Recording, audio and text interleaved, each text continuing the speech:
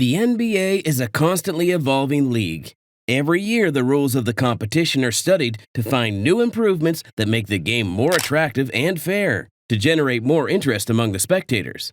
Just this summer, a new agreement was reached between the Players Association and the league commissioner, which guarantees that there will be no lockout in the NBA at least until 2029.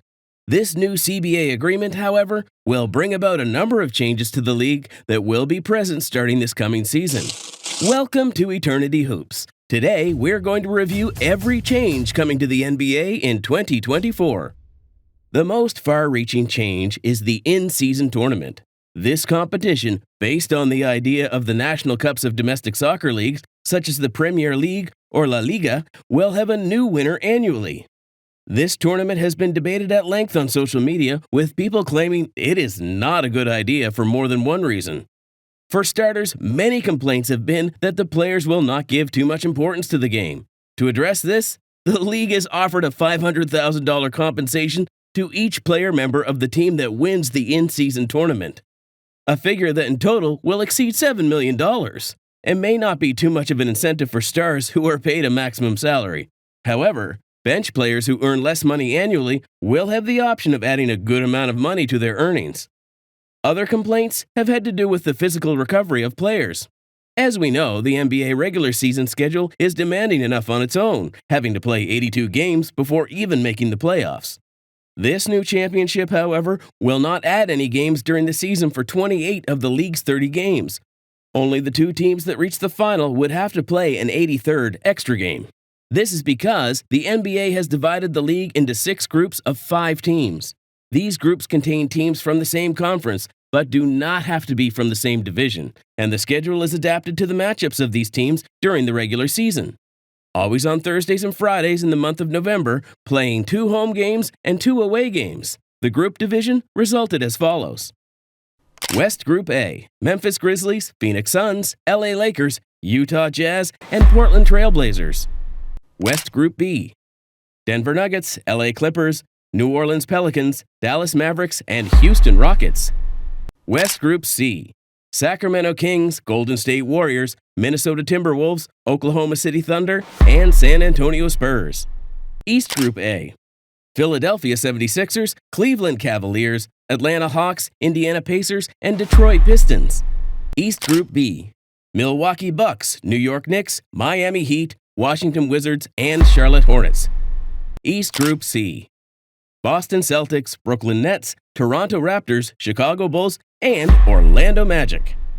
The elimination rounds will then take place from the quarterfinals in a single game, with the final 4 to be played in Las Vegas. The winner of this season will become the first in-season tournament winner in NBA history. Only time will tell how important this event will become over the course of the seasons, but so far, it doesn't have many negatives. But this is far from the only implication of the new CBA contract. Franchise general managers are going to have a lot of trouble adapting their teams to the league's new requirements. Basically, and to summarize to a large extent, the NBA has tried to punish the teams that spend the most luxury tax each season. These restrictions will hurt teams that are in negative salary margin, hampering their operations and ensuring that the sum of player salaries will be decreasing until they return to the league average. For starters, the league has established a new, even more restrictive luxury tax salary cap. That's in addition to the fact that franchises must already pay $5 for every dollar over the luxury cap. A harmless $4 million per season renewal can mean more than $20 million in losses for the franchise. But this is just one of the first changes to the CBA's modus operandi. Teams that find themselves in luxury tax also won't be able to absorb more money than they send away in a trade. Until now, if a team like the Los Angeles Clippers, which is just about the biggest spender in the NBA today, traded a player with a contract worth $10 million, they could receive up to $12.5 million in salary. Or in other words, an extra 25% of the amount of money they sent. With the new CBA, the Clippers would only be able to receive another $10 million in salary, an amount equal to the amount they send, since they are in the negative. In addition, teams on the luxury tax will lose rights during free agency. Obviously, players can only sign for the amount of money the teams have free, so they have to be in positive money.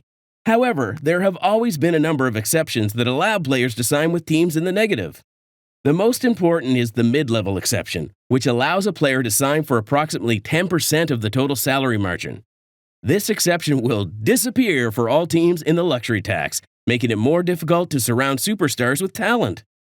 It is an attempt to maintain balance among team owners, as some are willing to invest larger or smaller amounts of money depending on the franchise. But this situation puts teams in the luxury tax in a precarious situation they did not expect. There have also been a few changes at the individual level. One of the most talked about is the threshold needed to make the All-NBA teams. The league now requires a minimum of 65 total games played to ensure some continuity. The All-NBA teams will become completely apositional, being able to be comprised of up to 5 players of the same position, losing the notion that the team must be compatible. This arbitrary threshold will not take long to cause problems, since it is a matter of time before a superstar has an incredible season playing, for example, 63 games, which would leave him out of the possible election. Beyond recognition, these picks often serve as a way for players to get a so-called supermax. This contract offers a higher percentage of the salary margin as a reward for milestones of this caliber. And in the not-too-distant future, this 65-game threshold may cost a player millions of dollars.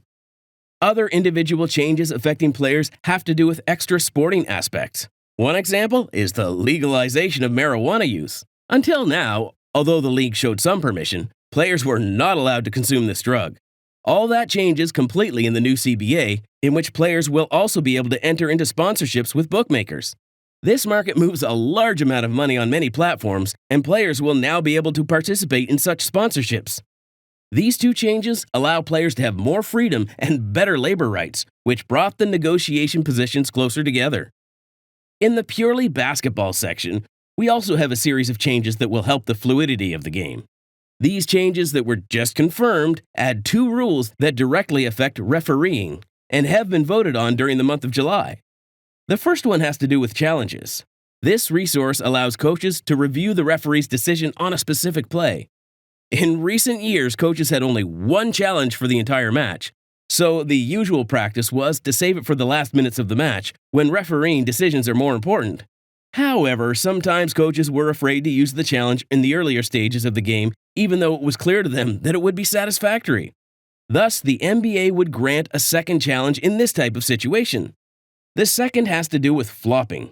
During the 2023 Summer League, any intentional flopping would be punished with a technical foul. The league's trend in this regard has been growing, so the NBA, like when it changed the rules regarding fouls, has taken action. It is a way to try to avoid this type of practice, but at the same time, it will slow down the game even more. This CBA agreement has been very surprising, as the measures stipulated are going to change the league.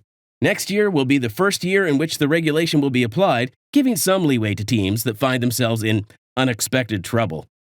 But the most striking changes could come as early as 2025 through an expansion draft. Adam Silver just expressed huge interest from the cities of Seattle and Las Vegas to land an NBA franchise.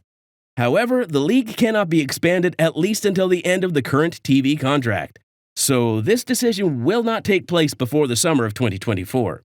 So, the real question is not if the NBA will complete its expansion, but when it will. And you guys, what year do you think Seattle's return to the NBA will happen? If you enjoy NBA content like this, don't forget to like and subscribe. And we'll see you in the next video. These have been every change coming to the NBA in 2024.